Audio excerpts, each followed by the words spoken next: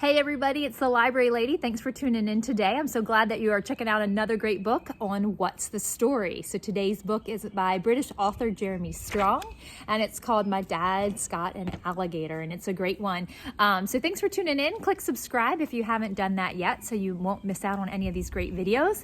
I think you're gonna really love this book. It's a laugh out loud, just wild, crazy book. So if you've got that kind of kid that just likes the absurd, just crazy characters with wild adventures, this is definitely going to be a hit with them. I first discovered this book when I was teaching abroad in England, and it was a hit with all the kids. It's actually part of a series, My Brother's Bottom series it is called, and it's book 1 in the series, so you can continue laughing out loud.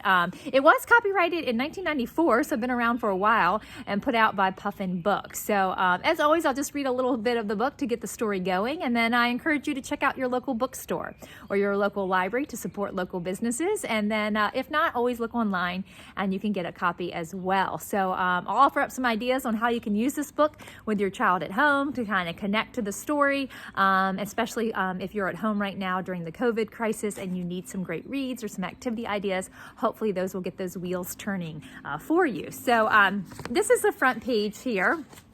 And it has the dad and the little boy, Nicholas, and then the little bathtub, and of course, the police. So always good when a story starts off with the police coming, right? So this is me, Nicholas. Oh, this is my dad. And this is our new pet, having a bath. And here come the police. Oh dear, trouble.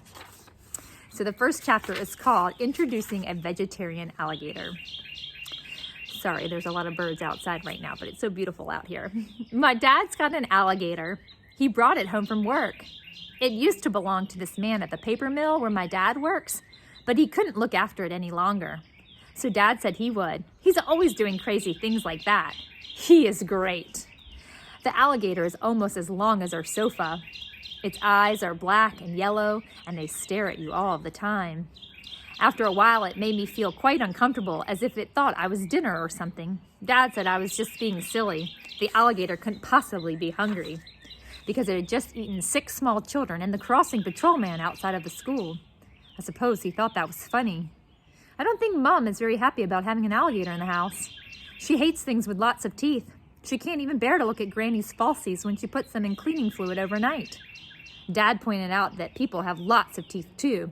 Mom looked at him really sharply and said she could think of some people she didn't much care for sometimes. Ouch. Well, this alligator is completely harmless, said Dad. In fact, it's a vegetarian.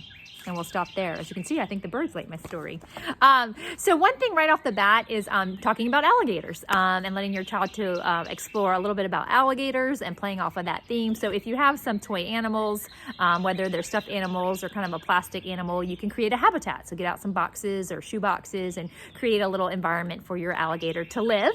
If you have lots of different types of animals, you may want to expand that into like a zoo or a natural habitat with all the different animals and just do some pretend play with alligators.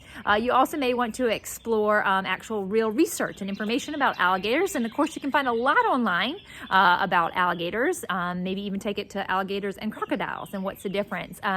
For those of you that may have Pebble Go access, check with your child's teacher about that. That's a great database made primarily for kids K through 3, but gives some great information on different things like animals, biographies, lots of different science and social studies topics. So check for Pebble Go because they would be able to retrieve a lot of information that way. Another idea I always like for just retelling the story is the SWBST, which I have shared before.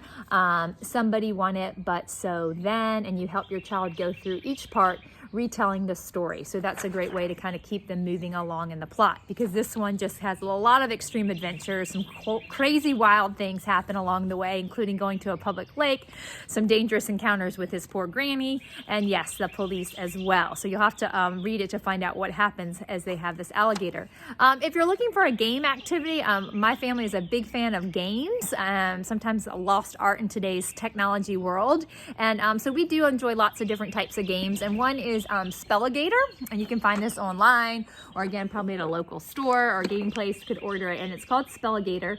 How many words can you chomp? And basically if you're Scrabble or Upwards, you build words on these little plastic alligators. So just a fun way to connect alligators and It's geared, it says age 5 to adult, 2 to 4 players, but it gives you a chance to experiment with making words, and it just has the cute alligator along the way to chomp some words. So that could be a lot of fun as well. So I would just encourage you, if you need something light and funny, just a laugh out loud good book, I think you're going to really enjoy it. And like I said, it is part of a series. He has, Jeremy Strong has some other books, so definitely do check out his website. He has more recent things too, as this one has been out for quite some time, but he's got some resources. If you're a teacher, there's a little section that you can click to download some different guides and activities and papers and things like that, and then some things for kids as well. Now, because it is a British book, you might enjoy having a conversation with your child about things like mum versus mom, falsies, as I read, is her dentures,